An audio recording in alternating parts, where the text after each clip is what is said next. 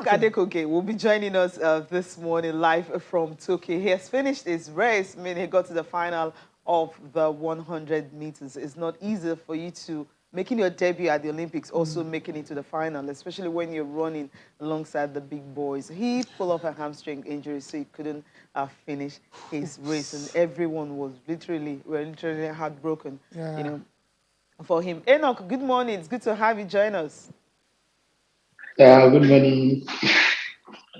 How It's are good to be you? on the show this morning. Yeah, I'm doing fine. I'm fine. How is your injury?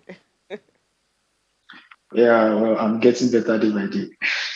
Okay, we're happy about that. So tell us, what was it like being to Rio? Because you were happy. You said, yeah, you were more like you were destined to run. I mean, running by revelation, and then you went to Tokyo. What was the experience like when you stepped into Japan? Yeah, the experience has been golden, to be sincere. Has been awesome. Coming to my first Olympics and God helping me to have this kind of achievement, I'm really grateful to God. Firstly, it felt like a dream to me, but then I eventually noticed it's a reality. So it's been an awesome moment for me, to be sincere. Awesome indeed. I mean, you know already that you're the first finalist in the 100 meters since 1996. Davidson Ozenwa was the last Nigerian athlete to do that. But back to that race, I was watching it with my colleagues, and we're all rooting for you, hoping that you somehow sneak on the podium. And what happened happened. But before you pulled up injured, do you have any sign? Was there any cramp, or was there any sign that told you that perhaps something was wrong? Prior to the race, I wasn't feeling anything serious like that.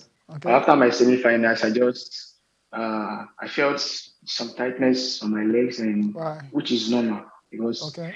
running around. Then our physiotherapist prepared me ahead of the final, and after stretching in and doing everything, I was feeling good. But then, it's just like breaking myself into another level of sprinting. I guess the intensity was a bit much, and probably I couldn't cope with it again. So I was being prepared for the final, to be sincere, by a medical team. But then what happened probably just happened like that. And there are some things you can't really just control. So Yeah. that's it. Some things you can control, and I mean, we're all glad that it's nothing too serious, and you're set to resume your career again after the Olympics. So what is next for you now going forward? I recall last year you were supposed to be on your way to the USA, to college. What's the situation with that now? I got an admission to the school in the US, and Okay, I had one or two hiccups along the line, so I couldn't continue the process again. okay. So I had to let me just say I had to switch plans. So that's just it. There's not really much talk on that for now. But then as time goes on, all my plans would definitely be obvious to anyone. Yeah, interesting. Now, are you going to go to European circuits or something if you're not maybe no longer trying to maybe chase the US college thing? Well, I actually competed in the European circuit before coming to Mm-hmm. to Tokyo. Just one race actually. So I'll probably go back to Europe and continue my recovery process, and if eventually I'm able to compete. But for now, I don't think there will be any competition on ground for now for me. Yeah, when you rob the sub 10, in your hits, what was it like for you? Because when you're making an appearance at a big stage like that, running that particular time is usually very difficult for most athletes, but somehow you were able to manage it. Coming to this Olympics, I prayed, I trained, and I trusted God for everything, and I knew it would happen. And going to that particular race, the hunger in me was very much. I just wanted to run in 9 seconds. I want to be in the 9 seconds club, and I knew I had big guns in my hits, but then I just had one instruction from my coach, Ayokunle Odelusi.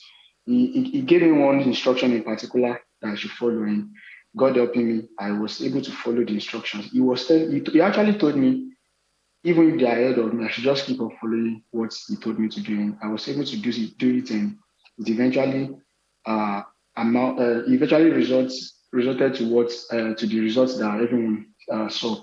So running that particular 9 seconds, it was a big deal for me, and I really thank God. Before we let you go quickly, the warfare and everything in Tokyo, how has it been for you athletes, especially when no medals were coming until S.A. Brume won the first medal? The welfare in the Games Village is general to all countries, so there is no preference, there's no cheating. Everyone gets the same equal amount of treatment from the hosts. And I think that's all. That's all. All right, Enoch, I want to thank you so much for taking our time to talk to us this morning. All the best. Thank you. It's my pleasure.